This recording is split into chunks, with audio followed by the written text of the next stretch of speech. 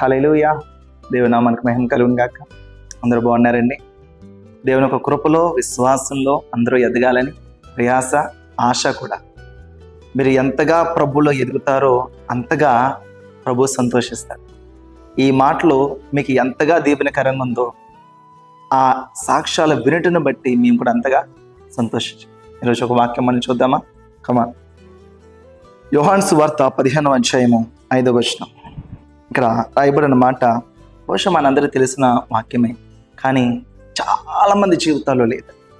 చాలామంది జీవితాల్లో వారు అనుకోరు ఏంటంటే, ద్రాక్షవల్లిని నేను, తీగలు మీరు. ఎవడు నా యందు నిలిచియుండునో, నేను ఎవని యందు నిలిచియుండునో వాడు బహుగా ఫలించును. నాకు వేరుగా ఉండి మీరేమీ చేయలేరు. హల్లెలూయా. ద్రాక్షవల్లి నేను, తీగలు మీరు.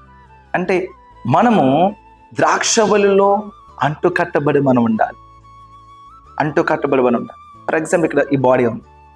ఈ హ్యాండ్ ఈ బాడీకి కనెక్ట్ అయి ఉంటేనే ఇది యాక్టివ్గా ఉంటుంది. వన్స్ కట్ చేసి చూడండి, చచ్చిపోద్ది. అది పనిచేస్తుందా? చెయ్య అటు ఇటు ఊకమంటే ఊగుద్దా? చెయ్య కదా ఊగాలి. నో. Body is no. ద్రాక్షవల్లి, దానికి ప్రాణం ఇక్కడి నుంచి వస్తుంది. దాని ప్రాణం ఈ బాడీ అంతా కలిసి ఉంటేనే ఈ హ్యాండ్. ఈరోజు ఈ వాక్యం మనం వింటున్నాము. క్రీస్తులో మనం కనెక్ట్ అయి ఉన్నామా? ఫస్ట్ ఆఫ్ ఆల్ సంఘానికి మనం కనెక్ట్ అయి ఉన్నామా? ఈరోజు సంఘస్థులు కళ్ళు మూసుకుంటే ఇగో సంఘం అందరి కొరకు ప్రార్థన చేస్తామంటే మీరు గుర్తు వస్తున్నారా లేదా? లేకపోతే వెళ్ళాము ఆమేన్ అనగానే ఏదో టచ్ మీ నాటుగా ఫాస్ట్గా మనం చేస్తున్నామా? క్రీస్తులో మనం అంటుకట్టబడి మనం ఉండాలి. సేవకులకు దృష్టిలో అంటుకట్టబడి మనం ఉండాలి. అలాగే అక్కడ పరిచారకుల దృష్టిలో అంటుకట్టబడి మనం ఉండాలి. ప్రతి విశ్వాసి కూడా దేవుని యొక్క పరిచర్య చేస్తున్నారు.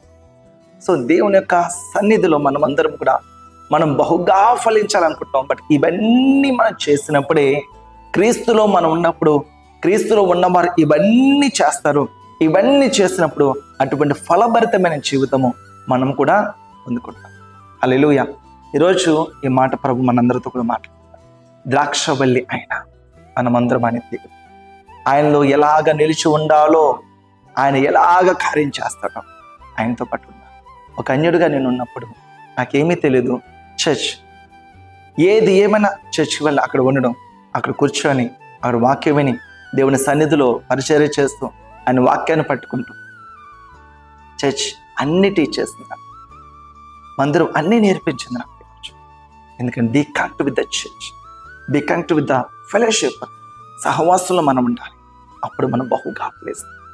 రోజు మనమందరం కూడా ఎటువంటి భేదాలు లేకుండా, ఎటువంటి మనస్పర్ధలు లేకుండా పూర్ణ మనసుతో ప్రతి ఒక్కరిని కూడా ఇందువలేని పరువాన్ని ప్రేమించిన రీతిగా మనం ప్రేమిస్తూ విశ్వాసంలో మనం ముందుకు వెళ్ళిపోతే దేవుడి యొక్క ఘనమైన కార్యాలు మనందరి విషయంలో జరుగుతాయి.